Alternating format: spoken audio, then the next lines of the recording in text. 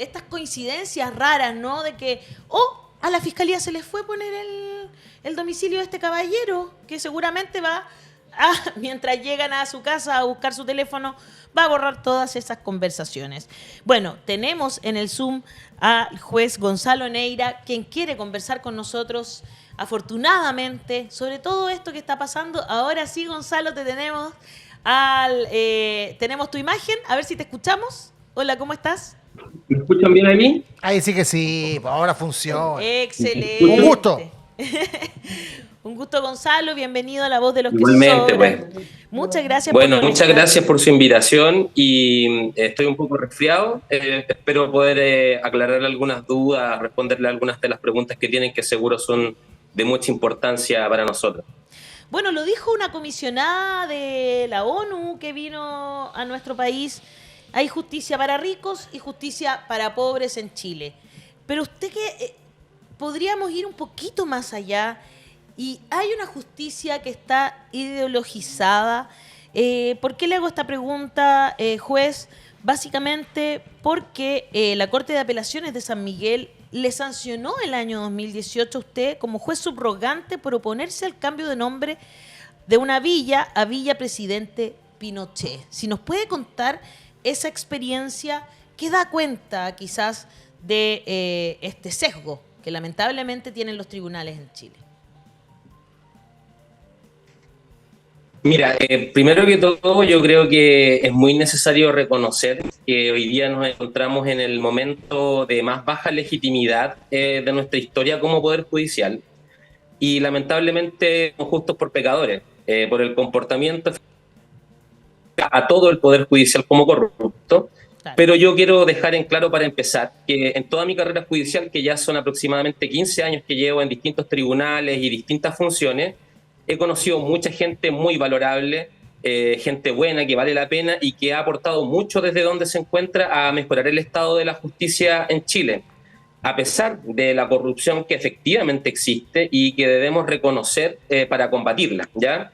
Y podría pensarse que por haber sido sancionado de una manera injusta, quizás en 2 ocasiones, esta visión que tengo del Poder Judicial es un poco masoquista, pero entiendo que esto responde a condiciones subyacentes del sistema de reproducción del Poder Judicial. Principalmente considero que esto es consecuencia de una ideología hegemónica o dominante que se refleja efectivamente en el sistema de justicia en general y que el Poder Judicial tiene el deber de conservar. No podemos olvidar que el Poder Judicial es un poder conservador por antonomasia. Esto significa que tiene la obligación de proteger el statu quo, de proteger el Estado de Derecho, de proteger las leyes que existen.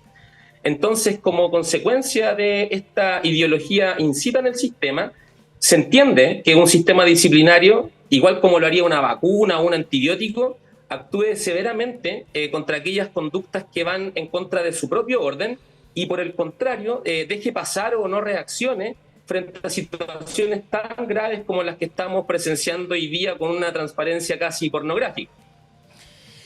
Si nos puede relatar aquello que le pasó el 2018 con esto de la villa, que querían cambiarle el nombre. Básicamente lo que ocurrió, esto fue noticia en 2018, como ustedes saben, y que, bueno, se va reflotando siempre porque el negacionismo es una cuestión que está ahí latente en nuestra sociedad, lamentablemente, porque no hemos tomado las medidas correspondientes.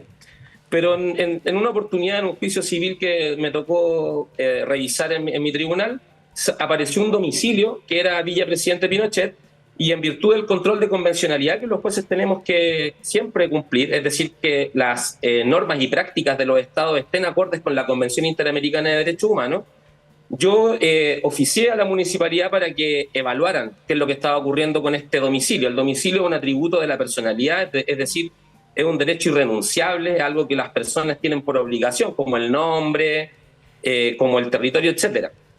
Entonces, lo que yo hice fue simplemente advertir esta situación.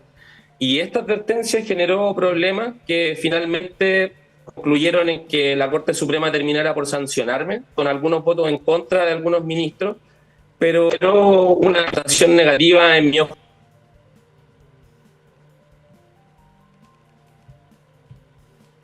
¿Se nos fue el audio de Yo Gonzalo? creo que sí, internet, Sí, pero la vamos a retomar. yo pensé también que va y Yo creo que vuelve, sí, pero va y ahí nos cuenta que recibió una sanción. Administrativa, quedó en la hoja de vida, por supuesto, pero él pudo seguir cumpliendo su función. ¿Nos escuchas bien tú ahora o no, Gonzalo?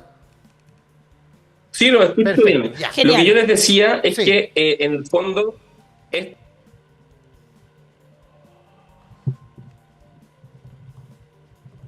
Volvió a quedar, sí, volvió a quedar pegado básicamente. El internet parece, Gonzalo, está con algunos problemas. BTR Vibes. Sí, lo otro... Lo otro sería que lo llamáramos por teléfono y pongamos Así, la sí. fotografía de Gonzalo y tengamos solamente el audio, que podría ser también.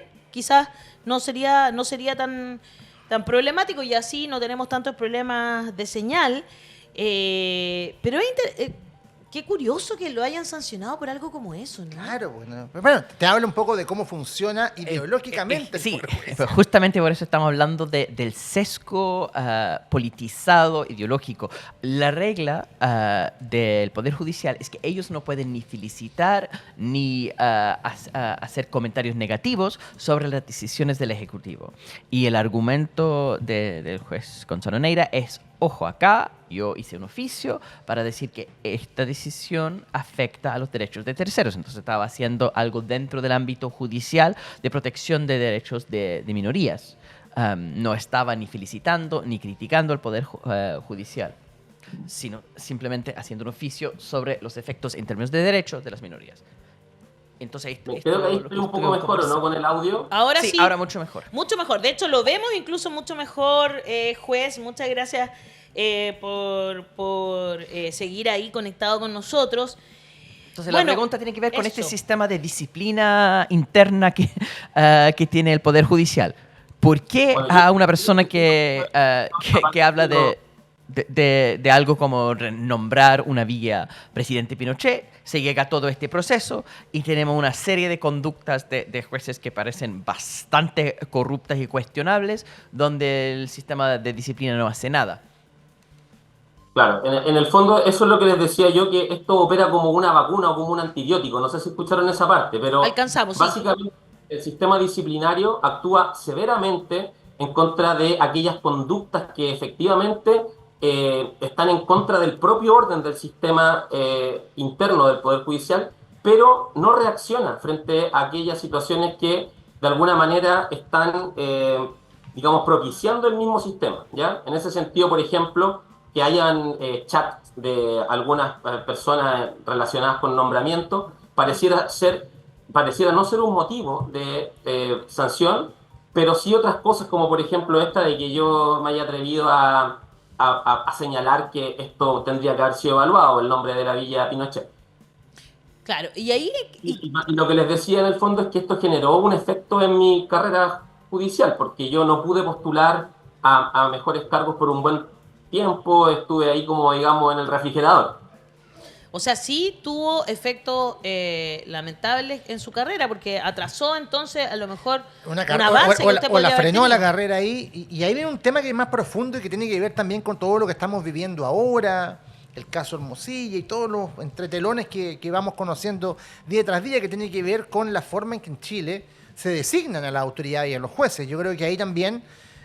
tal vez hay, o sea, yo creo que hay el tal vez lo saco, pero lo coloco para ser prudente. Haya cosas que revisar, haya maneras que pulir, hay mayor transparencia que aplicar. No sé qué piensa usted.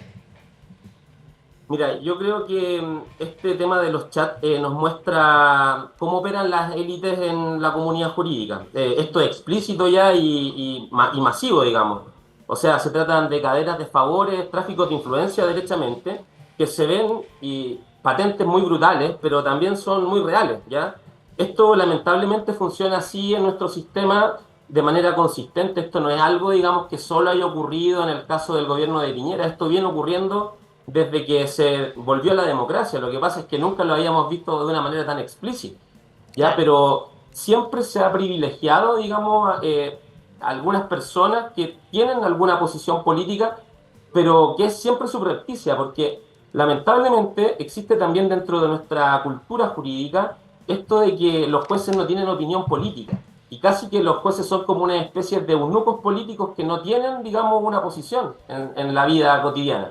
Y eso claramente no es así, porque somos personas profesionales del derecho que estamos permanentemente expuestos a la política y obviamente tenemos posiciones políticas. Entonces, esta como falsedad sobre la que se construye el sistema de nombramiento es el problema, porque podríamos transparentar derechamente cuáles son nuestras posiciones, qué creemos sobre determinadas temáticas, y de esta manera también sería mucho más libre la selección de los jueces. ¿Ya? Hoy día en general lo que se promueve es que los jueces escondan su posición política. Entonces no sabemos lo que piensan hasta que sale una sentencia que dice una determinada cosa que está muy ideologizada, porque lamentablemente las decisiones judiciales también suelen ser decisiones políticas, ¿ya? El sistema jurídico también toma una decisión política cuando establece normas y los jueces tenemos que estar, digamos, adecuados a ese sistema jurídico y adoptar decisiones que estén acorde con él. Entonces tampoco podemos movernos mucho dentro del sistema, pero evidentemente cuando se trata de cosas que están ahí como en el límite, en los grises, los jueces van a preferir sus propias preferencias políticas a lo que corresponde conforme a derecho y a la justicia. Es bien, lo que usted está diciendo da cuenta de algunas cosas que hemos vivido este último tiempo. Yo decía, en el caso de Pablo Urquizar, curiosamente la Fiscalía se olvida de mandar la dirección. En el caso de Carol Cariola, llegamos hasta las últimas consecuencias, ¿no es cierto? La interrumpimos incluso cuando estaba dando a luz. Vemos también que quedan libres, por ejemplo, o se cierran más bien más de 1000 casos que tienen que ver con el estallido social, pero... Con gente que quedó ciega, con daños Exacto. oculares terribles, y no pasa nada, dañando la legitimidad del Poder Judicial, por un lado, y dañando a la sociedad que ve esto como con una impotencia tremenda, ¿no? Claro, esto que tú dices es multicausal, responde a muchas causas, pero también es estructural. ¿En qué sentido? En que esto viene pasando hace tanto tiempo y la forma en que se ha ido reproduciendo el Poder Judicial es una cuestión tan histórica que es desde el nacimiento de la República que es muy difícil luchar contra esto, ¿ya? O sea, cuando ocurría que en la época de la dictadura los jueces y ministros no acogían los recursos de amparo y quedaban ahí las personas desaparecidas, nunca hubo una responsabilidad que se asumiera, ¿ya? Porque en general el Poder Judicial, como es un poder conservador, siempre está muy apegado al pensamiento del rey, ¿ya? En el fondo, como es elegido por el rey, el juez nunca puede contradecir al rey de manera tan explícita, ¿ya? Claro. Entonces siempre es como un poco tributario de lo que piensa el poder ejecutivo, el gobierno, quien tiene el poder de mando dentro de una sociedad, ¿ya? Entonces eso funciona de esa manera y esa reproducción es histórica. Entonces hoy día lo que vemos también es el resultado de lo mismo, de esta estructura, cómo se va seleccionando el juez, digamos, ¿ya? Porque el juez de primera instancia, para poder ascender, necesita que los jueces de segunda instancia voten por él y así sucesivamente como una pirámide jerarquizada. Entonces suben aquellos que son más condescendientes con el poder, ya sea con el poder instituido dentro del Poder Judicial o el poder de los que los eligen, que son el Poder Ejecutivo en este caso normalmente, y a veces el Senado también en los casos más importantes. ¿Y cómo salimos de esto? De bueno. esta Un gran acuerdo estructura? nomás, sincerar lo que está pasando, creo yo, porque seguimos no queriendo ver realidades como la que expone el juez Gonzalo Neira, y a su vez da la impresión de que la solución que ofrece el poder es el maquillaje. Y yo creo que es más profundo lo que se debe hacer para cambiar, por lo menos de mi óptica. Claro, porque responde primero a una estructura que tiene en general la sociedad, bastante clasista, arribista, como toda esta cosa de ¿no es cierto? Y quiénes son los dueños del poder en Chile, bueno, sabemos más o menos para dónde vamos, pero en otras partes del mundo la elección de jueces y de fiscales es de otras formas también. ¿Usted Claro. ve que por ahí podría haber alguna solución a todo esto que estamos conversando? Después del estallido y luego de los procesos constitucionales se discutió mucho esto porque es un tema central, es una piedra angular de cualquier Estado democrático de derecho, ¿ya? Cómo se eligen a los jueces no es una cuestión baladí, es muy importante, es central porque los jueces son los únicos, son la última frontera del fascismo, ¿ya? O sea, eso es como algo que hay que tener muy presente. Claro, lo cuando dijiste ayer. ocurre una situación en una sociedad donde se empiezan a vulnerar los derechos humanos, al contrario de lo que decía un candidato por ahí, los jueces en general no violan derechos humanos, sino que por el contrario los protegen, ¿ya? Y las sociedades tienen que cuidar mucho a sus jueces. Los jueces son una institución central, fundamental dentro de los estados. Entonces, como es tan importante esto, eh, no podemos dejarlo, digamos, al arbitrio de una sola persona o de una sola institución. Aquí en Chile está muy arraigado que los jueces sean casi como una extensión del presidente de turno. Y eso es sumamente malo para dos principios que son fundamentales dentro del Poder Judicial, que son la independencia externa y la imparcialidad, ¿ya? Que son dos principios fundamentales. La imparcialidad tiene que ver con que nosotros tenemos que ponernos en el centro de los conflictos. Pero si estamos elegidos por un presidente o por un gobernante, es muy difícil que nosotros nos pongamos del lado de la persona afectada por un gobierno o afectada por un mandatario. Entonces, lo que tenemos que intentar conseguir, y esto se discutió en el primer proceso constituyente, es una fórmula que permita la selección de jueces a través de algún tipo de consejo, algún organismo que tenga diferentes actores, ¿ya? Por ejemplo, un consejo de la magistratura, un consejo de selección de jueces, como quieran llamarlo, pero que tenga integración de funcionarios del Poder Judicial, de jueces de primera instancia, de ministros de Corte Suprema, también del Poder Ejecutivo, de el Poder Legislativo, etcétera. Eso es una discusión que se tiene que hacer, cómo va a estar compuesto, pero que tampoco sea un gato pardo, como dicen. O sea, que no sea una institución que venga a cambiarlo todo, pero que en el fondo no cambie nada. La idea de esto es que se promueva la carrera funcionaria, que se evite que personas que vienen recién ingresando a tribunales asciendan de manera exponencial de un momento a otro. Si aquí nadie es Albert Einstein para ser, digamos, juez, ¿ya? Hay que ser abogado, hay que tener principios y hay que tener muy claras las cosas, pero no podemos tampoco pensar que es necesario ser, digamos, un superhéroe, un superhombre para ser juez, ¿ya? Claro. Pero, sin embargo, los tratan de una forma... Hay que tratar... Todos los que hemos estado alguna vez en tribunales sabemos que hay que tratarlos de una forma casi como si fueran monárquicos. Me gustó por eso esa alusión que usted hace al rey. Hassan. Piensa que el caso Hermosilla, que ya ha puesto en la opinión pública el foco en la designación de jueces y fiscales, que ya han manchado bastante la imagen del Poder Judicial, como bien dice, el Poder Judicial está en su peor momento en términos de legitimidad democrática frente a la opinión pública. Piensa que este caso permite que se haga cambios al sistema de designación de jueces. ¿Ve que hay alguna apertura dentro del mismo Poder Judicial a la reforma del sistema?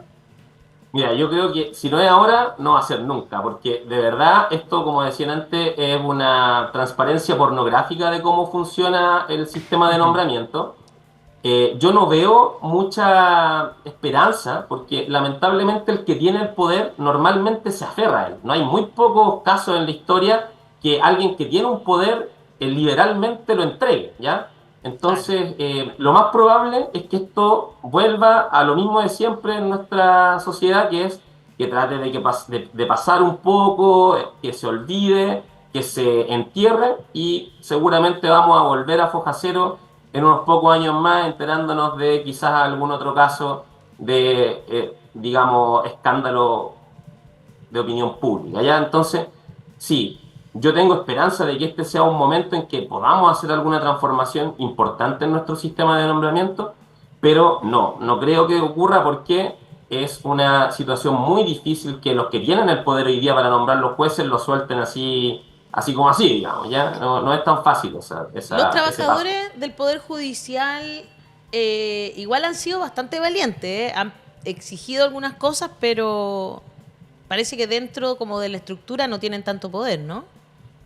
Mira, lo que pasa es que el Poder Judicial es una organización muy jerárquica, ¿ya? Muy jerárquica, y que tiene algunas dinámicas internas que son sumamente aplastantes de las opiniones más, digamos, disidente o con menos potencia, digamos, dentro del mismo sistema. O sea, si tú te pones a mirar los ministros de Corte Suprema, de Corte de Apelaciones, a veces se dan el lujo de mandar cartas al director del Mercurio, a través de La Tercera, de grandes medios de comunicación, pero la opinión de los trabajadores del Poder Judicial o de funcionarios de más baja escala siempre son normalmente invisibilizadas y tienen muy poco eco en el sistema en general.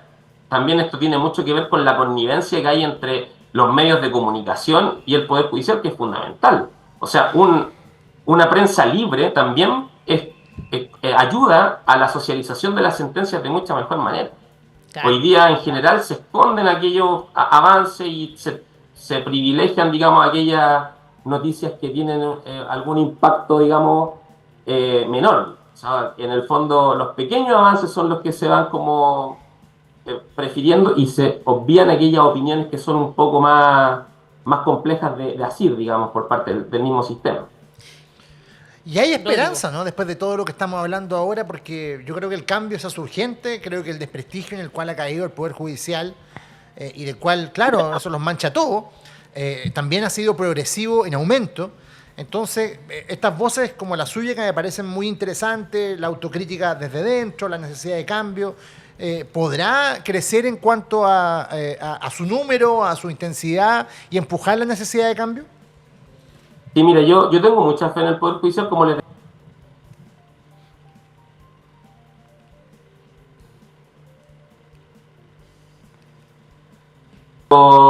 están todas estas otras fuerzas que lo impiden, ya, pero hay que tener tranquilidad de que, por ejemplo, la Asociación Nacional de Magistrados ya ha hecho propuestas en relación con la modificación legal. De hecho, la modificación del primer proyecto constituyente era prácticamente la propuesta que tenía la Asociación Nacional de Magistrados. Claro. Lo mismo pasa con las reflexiones que ha hecho la Corte Suprema. La Corte Suprema en reiteradas oportunidades ha dado luces de que esto es necesario. El mismo Luis Cordero, antes de ser funcionario de este gobierno, era una persona que estaba muy ligada a la Corte Suprema y a la dirección de estudios de la Corte Suprema, que permitía de alguna manera promover algunos proyectos relacionados con el sistema de nombramiento. Luis Cordero es una persona muy inteligente, muy capaz. Yo tengo una opinión muy positiva de él, y él estaba muy al tanto de este tema. Yo creo que es un tema fundamental. Lo que pasa es que seguramente lo que falta ahí es como la capacidad de organizar todo el sistema político para ir en pos de un mismo objetivo, que sería modificar este sistema de nombramientos tan nefasto que tenemos en nuestro país. Sí, porque ahí uno se pregunta, llegan al poder y cambió todo, porque, o sea, yo entiendo que presentaron un proyecto de ley, pero ese proyecto de ley está ahí durmiendo en los laureles mientras no tenga un espaldarazo de algún sector, digamos, ya sea de los parlamentarios o del Ejecutivo, sobre todo, ¿no es cierto? La última destape, digamos, de personas que salen en este, creo que fue de Clínica el que publicó primero, con lo que tiene que ver con Pablo Urquizar, de que se ha hablado mucho, ¿verdad?, que está ahí en la campaña de Evelyn Matei. Pero salen también algunos jueces, yo decía, como Héctor Meri, que es miembro del Tribunal Constitucional, y esa es como ya la última etapa del sistema de justicia. Él es miembro del Tribunal Constitucional y fue allanado por este caso, pero además de eso es cercano a la Fundación Jaime Guzmán. Hay mucho pinochetismo todavía dentro del sistema de justicia, juez. Mira, yo lo que te podría decir es que hay muchos grupos de poder diferentes, ¿ya?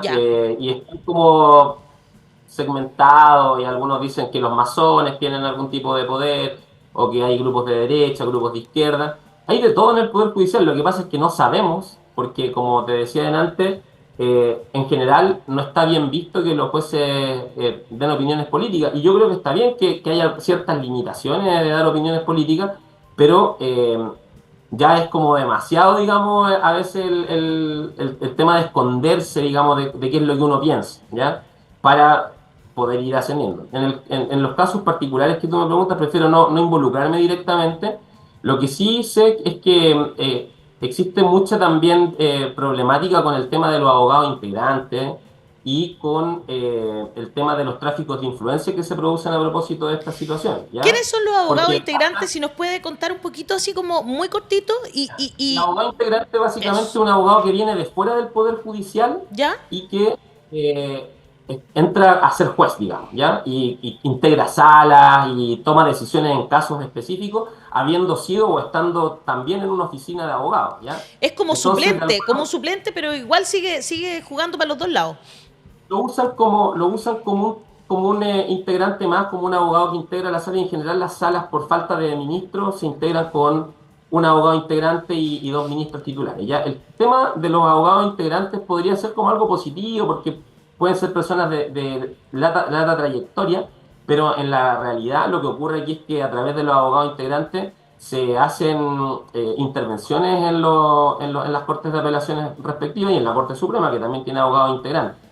Entonces, históricamente también esto ha pasado desde los años 90 en adelante también, el abogado integrante siempre lleva una suerte de riesgo de que no haya imparcialidad dentro de una sala determinada porque se confunden o se mezclan sus intereses particulares con los intereses del sistema en sí mismo, digamos, que son normalmente contradictorios o a veces contradictorios, ¿ya? Es decir, que un abogado integrante tenga un cliente y que a ese cliente le importe lo que se decida en una sala correspondiente de la Corte de Apelaciones respectiva.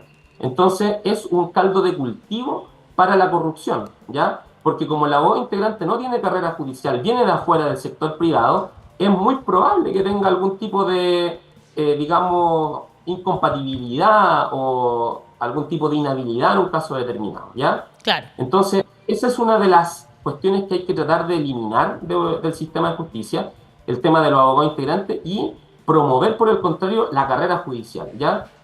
Más allá de que si uno es ministro o no, los años de carrera, ¿ya? O sea, una persona puede ser 30 años juez de un pueblito y esa persona debería ser igualmente valorado como un ministro de la Corte Suprema que lleva al mismo tiempo, ¿ya? Que el ascenso o que la retribución económica no esté pegada al ascenso dentro del Poder Judicial, sino que a cuánta carrera judicial uno lleva él. Y esto también ha sido propuesta de la Asociación Nacional de Magistrados y se ha discutido, pero nunca llegamos a nada porque hay mucho desconocimiento y hay poco interés por hacer cambios reales dentro de esta temática. ¿Usted ve mucha comodidad ahí de todos los poderes al final en esta estructura? Claro, es comodidad y también es una manera que tienen de mantener su poder. Pues como te decía, alguien que tiene el poder de nombrar los jueces, es muy difícil que diga, tomen, ahí está el poder de nombrar, hagan ustedes lo que quieran con él. Esto es histórico. Claro. ¿Hassan? A ver, yo creo que todos podemos estar de acuerdo con el diagnóstico que el poder judicial en Chile carece de independencia jurídica, tanto en términos de independencia interna, porque los jueces de bajo rango dependen de cierta forma de jueces de mayor rango, y también de presiones externas, bueno, por el poder político sobre todo, porque hay designación de presidente, y también porque hay influencias empresariales muy fuertes, eso es lo que hemos visto con el caso Hermosilla. Pero cuando uno pregunta, ¿cuál es el mejor mecanismo para asegurar mayor independencia tanto externa como interna de los jueces? Ahí me quedo con la duda. México ha hecho, o está haciendo más bien, una tremenda reforma para la elección masiva de jueces. Eso tiene un aspecto positivo en términos de legitimidad democrática, pero un riesgo de también de presiones distintas. Estados Unidos ya está viendo la politización y polarización de elecciones judiciales. Hay un caso ahora en la Corte Suprema de Wisconsin que la elección judicial ya está... Elon Musk está donando, la jueza de respuesta ha tenido que recaudar más fondos que una elección de gobernadores. Estamos hablando de más de $20 millones así en una elección judicial. Así. Entonces, igual esas elecciones son una solución compleja al problema. No sé cuál es su opinión sobre los mejores mecanismos de designación o elección de jueces. Claro, es muy interesante el caso mexicano. Claudia Sheinbaum ha liderado una propuesta para poder hacer un cambio en México, que México también es una federación. Entonces, tiene muchas dificultades con este tema. Nosotros tenemos una república unificada, así que en ese sentido tenemos algunas posibilidades más ventajosas para hacer cambios que de verdad generen, digamos, un resultado positivo, ¿ya?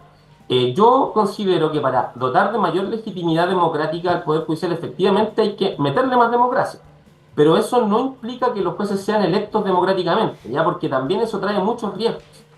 Efectivamente que los jueces de alguna manera se politicen al punto tal que tengan digamos, algún tipo de necesidad de extremar sus posiciones políticas. Por ejemplo, sería muy en esta sociedad llamativo que un juez dijera, no, yo aplicaría la pena de muerte, no me importa que esté prohibida por un tratado internacional. Yo como juez voy a aplicar la pena de muerte. Eso sería muy llamativo para la gente y quizá ese juez ganara en una elección democrática. Uno tiene que tratar de conseguir que el primer, digamos, escollo para que no surjan este tipo de problemas es que sean jueces muy bien preparados en derechos humanos. El tema de la Academia Judicial, por ejemplo, que se integró en el año 90 también aquí en Chile, fue un paso positivo en torno a eso porque hace un cortapiso a una barrera a la entrada. O sea, para poder entrar a la academia hay que dar pruebas objetivas, hay que quedar dentro de los mejores seleccionados por puntaje, y eso te ayuda a que los mejores sean los que sean elegidos para ser jueces. Luego, un consejo de la magistratura que esté...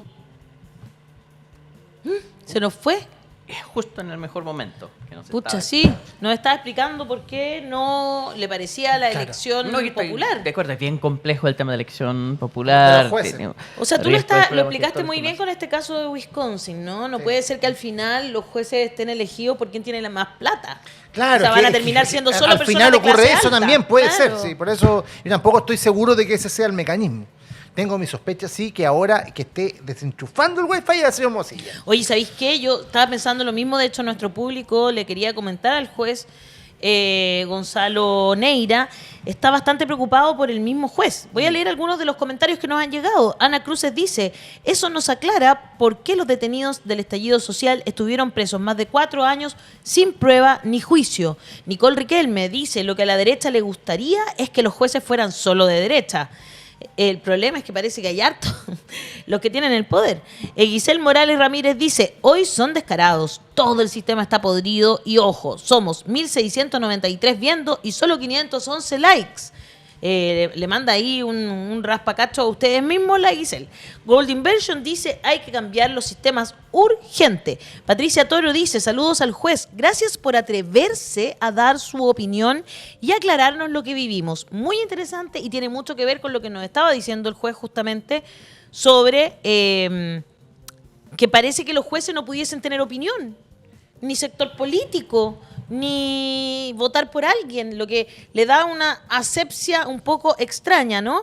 Virginia Olinda Vera Fernández dice, felicitaciones por la valentía del juez Gonzalo Neira, una luz en las tinieblas del Poder Judicial, que Dios lo proteja de sus adversarios. Y Janet Muñoz dice, jamás ha habido intención de cambiar este sistema. Gonzalo, las personas están un poco nerviosa nuestro público por usted. ¿Le parece que, o sea, si que nos pudiese aclarar si esta entrevista usted cree que le podría traer algún problema o No, yo espero está que no, yo espero facultado que para se tome con conversar? altura de mira. Yo espero que se tome con altura de mira lo que estoy diciendo, no estoy hablando de nadie en particular, no estoy haciendo ninguna alusión a ninguna situación concreta de la contingencia. Es básicamente una opinión que estoy dando porque creo que en estas instancias en las que nos encontramos es necesario aportar con algún tipo de idea, porque, o sea, están todos en silencio, no sé qué es lo que están esperando para reaccionar, qué es lo que vamos a hacer en el futuro, porque esto no puede permanecer así. O sea, estamos llenos de jueces que están hoy día involucrados en situaciones. ¿Qué vamos a esperar, digamos? ¿Que explote algo más grande, más grave? ¿O vamos a intentar, digamos, hacer un cambio, un giro de timón, un golpe de timón en esta situación y tratar de enderezar la navegación hacia algún lugar que nos lleve a un destino más feliz, digamos, por lo menos? Yo pienso lo mismo y también siempre me acuerdo también del juez del caso de Martín Pradenas. De acuerdo a lo que usted estaba diciendo, de como que los jueces fueran, no sé, personas que no viven en la sociedad, como asépticas, no tienen que tener ningún... cuando ningún sector político, lo mismo nos pasa a los periodistas, lo voy a decir, en el periodismo eso sí ha ido cambiando. Yo creo que siempre es necesario decir desde dónde estamos contando las cosas, haciendo esta entrevista. Uno trata de ser, comillas, bastante objetivo, digamos, pero neutral es imposible, porque todos vivimos en la misma sociedad, leemos las mismas cosas, estamos expuestos a lo mismo, ¿no? Entonces, siempre por eso lo decía, me acuerdo de ese juez, que fue como que al final se anuló el juicio, o el fallo más bien, porque él andaba con una polera. Era como una cosa medio absurda en la que daba cuenta de que concuerda con que los tribunales al final tengan como enfoque de género, que es algo que hoy día nadie podría cuestionar, ¿no? Claro, yo estoy de acuerdo con que los jueces tienen que ser sumamente prudentes al momento de dar declaraciones. Yo estoy intentando hacerlo dentro de mis capacidades, digamos, pero obviamente también tenemos la obligación de tratar de que esto sea un poco mejor para todos. Pues si el estado de la justicia hoy día de verdad que es deplorable, es lamentable que sea así, pero hay que abrir los ojos, hay que tratar de hacer algo por esto, porque si no, ¿qué nos queda, digamos? Un Exacto. estado en donde digan que los jueces son violadores de derechos humanos y que nadie diga nada, digamos, que quede esto ahí. Si los jueces son de verdad las personas que están encargadas dentro de una sociedad de proteger al resto de la comunidad y especialmente a los más vulnerables. Aunque eso a veces no sea así, digamos. O sea, a mí siempre me cuestionan, pero yo soy juez civil en este momento. Entonces, que yo tengo que echar a la gente de las casas, ¿ya? Igual esa es una posición súper terrible para mi caso. O sea, yo tengo que, porque lo dice la ley, a veces lanzar a personas de inmuebles porque no han pagado, ¿ya? Y a pesar de lo que yo opine personalmente de eso, yo tengo que hacerlo, ¿ya? Claro, No tiene que tengo, hacer digamos, cumplir la la ley. posibilidad de hacer como una objeción de conciencia y decir, oiga, no, por objeción de conciencia yo no voy a lanzar a esta persona porque no puedo, porque yo soy un operador de un sistema judicial que funciona de esa manera. Absolutamente.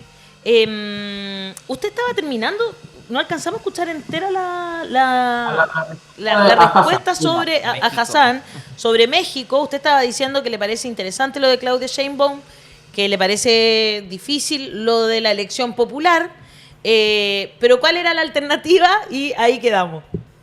Claro, la alternativa para darle legitimidad democrática a la selección de los jueces, como les decía yo, es crear un consejo integrado por diversas instituciones que sí son democráticas. ¿Ya? Por Perfecto. ejemplo, es que eso es como una especie de legitimidad derivada, en el fondo, no de origen, sino que derivada de otros estamentos que sí son democráticos. Y incluso podríamos intentar de que los jueces sean electos, los jueces de este Consejo de la Magistratura puedan ser electos. Pero eso ya es otra cosa, digamos, que es mucho más compleja de elaborar. Lo otro también que se usa mucho para poder darle legitimidad a los poderes judiciales es, por ejemplo, en materia penal, el sistema de jurados. Ya yo hice una pasantía en Barcelona un tiempo atrás que para eso sí Ya. fui elegido. Le agradezco mucho esa elección porque me ayudó mucho a entender cómo funcionan los sistemas judiciales de Europa principalmente. Y ahí el sistema de jurado funcionaba muy bien porque en el fondo el juez simplemente se encargaba de dar algunos tipos de directrices básicas, establecía cuáles eran las garantías de todos los intervinientes dentro del juicio o de la causa correspondiente, pero el que tomaba la decisión de si era culpable o inocente una persona era un grupo de personas que venían de la misma comunidad, ¿ya? Otra cosa que es muy importante para dotar de legitimidad democrática a un sistema de jueces, a un sistema judicial, es el derecho al juez natural. Esta es una cuestión que muy poco se habla, pero que es una piedra angular del debido proceso, ¿ya? El debido proceso es un derecho que viene desde las revoluciones liberales del siglo XIX, ¿ya? O sea, hasta Axel Kaiser podría estar de acuerdo, digamos, con esta visión. Claro. Pero el derecho al juez natural es una cuestión tan importante que se ha perdido tanto de vista. Mira, hoy día, si tú haces un análisis de cuál es el domicilio de los jueces en Chile, todos los jueces se terminan radicando en las comunas de mayores recursos, ¿ya? Puede ser que algunos provengan de comunas un poquito más, digamos, de clase media o de clases populares, pero el gran grueso de la selección de los jueces elegidos hoy día vienen de comunas de altos ingresos, ¿ya? Y eso te muestra una cosa, que el juez natural, el derecho al juez natural, es una cuestión que tiene que ver con que uno tiene que ser juzgado por una persona que pertenece a tu comunidad jurídica. Tú no puedes ser juzgado por una persona que viene de una realidad jurídica totalmente distinta. Es como pasaba cuando en la época de la colonia terminaban siendo juzgados los indígenas por cortes que eran de estilo completamente europeo. Claro. ¿Ya? Entonces, eso está, digamos, mal desde la base, porque una persona que no pertenece a tu realidad es muy difícil que pueda generar un contexto suficiente para poder hacer un juzgamiento correcto de una persona determinada. Entonces el derecho al juez natural te permite, de alguna manera, o te pone una barrera también, para que las personas seleccionadas dentro de un cargo formen parte de la comunidad jurídica correspondiente. Por ejemplo, en la 9ª región, en la Araucanía, gente que sea de la 9ª región, gente que tenga apellido mapuche, gente que venga de la etnia correspondiente. Hoy día son muy pocos los jueces que tienen, digamos, ascendencia mapuche o ascendencia indígena. En general son gente que tiene apellidos como el que tú decías delante, bien complicados, y eso algo también te está diciendo que hay una cuestión que es de reproducción de clase también dentro del mismo Poder Judicial, que hay que combatirlo con distintas herramientas, ¿ya? Y una de esas, como te decía, el derecho al juez natural, quizás el tema de la integración de los jurados al juzgamiento de causas penales, el Consejo de la Magistratura, son muchas medidas que uno podría adoptar que podrían mejorar la legitimidad democrática del Poder Judicial. Mire, a la gente le hace mucho sentido. Paola Hernández dice, eso falta en Chile, un jurado compuesto por personas o civiles comunes y corrientes sin antecedentes penales, por supuesto, dice. Peque 428 dice, viven en sus polos y no se topan con la gente real. Nancy Riquel me dice, para estar a la orden, los jueces viven en las comunas que les dan pega. Cecilia Gajardo dice, mejor reconocer sesgos ideológicos y que se expliciten, luego inhabilitarse cuando corresponde. Cristian Rodrigo dice que importante lo indicado por el juez. Vesta Grem dice, como los médicos, directores de las universidades, de colegios pagados y grandes empresarios y rechacines de tomo y lomo. Mauricio Valderrama dice, qué lucidez la de Neira. Recordemos los sistemas de justicia que alguna vez estuvieron en la primera propuesta constitucional. Usted lo recordaba también, juez, efectivamente, ahí hubo un intento, ¿verdad? Y que venía de los mismos magistrados, de la misma asociación de magistrados. Por eso llama la atención que hoy día no se esté haciendo. Que hoy día como que eso ya no hubiese pasado, cuando sí sucedió y sí existía una idea. Juez Gonzalo Neira, muchas gracias por estar aquí en La Voz de los que Sobran y conversar con nosotros esta mañana, aclarando tantos temas que nos parece que son fundamentales que los converse alguien que está dentro del sistema y que ha vivido distintos procesos y que además ha estado en el extranjero, como usted nos explicaba, y ha visto cómo funcionan otros sistemas. Bueno, muchas gracias a ustedes por el espacio y ojalá que se dé alguna otra oportunidad en que podamos conversar un poquito más contentos, digamos, por algún avance que haya ocurrido y no puras malas noticias. Que estén muy bien. Qué buena, me gusta esa última frase de esperanza. Muchas gracias, juez, que esté muy bien. Un abrazo. Adiós. Chao, chao. Abrazo. Ahí estaba el juez Gonzalo Neira conversando con nosotros. Qué buena. Podemos separarla completita sin las interrupciones por la caída del internet. Eso. Pum, y subirla. ¿No es cierto? Le sacamos esas partecitas Claro. que fueron ahí, que nos dejaron como con ciertas interrupciones. Y la verdad, bueno, se agradece que haya personas del Poder Judicial que se atrevan a dar la cara y conversar. Sí, como porque todo lo que decía sonaba como sentido común, pero para un integrante del Poder Judicial, para una persona que ha sido juez, decir esas cosas que parecen de sentido común es un acto bastante valiente, porque criticar al gremio propio es mal negocio, digamos. Claro. Por algo existen las defensas gremiales y el funcionamiento del Poder Judicial es para el disciplinamiento interno, para que los disidentes, los críticos al sistema no reciben mucho. Exactamente. Entonces, muy buena entrevista, interesante. Muy buena la entrevista, muy interesante. Y justo veníamos de esto que tiene que ver con ya jueces de todos lados. Hasta el Tribunal No, esta cuestión ya se desbordó ya. No, te pasaste. ¿Y qué? Y parece que a la gente que vota por Evelyn Matei no le importa mucho, ¿no? No, para nada, en lo absoluto, porque en el fondo, a ver, hoy día el voto es más bien emocional. Es cosa de ver lo que está pasando con Kaiser, ¿cierto? No hay propuestas concretas más que, por ejemplo, en temas de seguridad, las balas, las minas antipersonales, los cercos, las zanjas, ¿cierto? Pero resuena de una manera en la gente que está viviendo cierto grado de vulneración, que termina sumando votos de manera transversal. Ayer salía, de hecho, de los desgloses de la encuesta CADEM, que el voto antisistema de la gente que está aburrida, no quiero saber más de los políticos, hombres entre 30 y 50 años, arrasa Kaiser, ¿cierto? ¿Hay coincidencia ideológica con Kaiser? No. Simplemente, quizás no. Ah, ya. Sí, claro, no es que sean... No es que se hayan convencido realmente.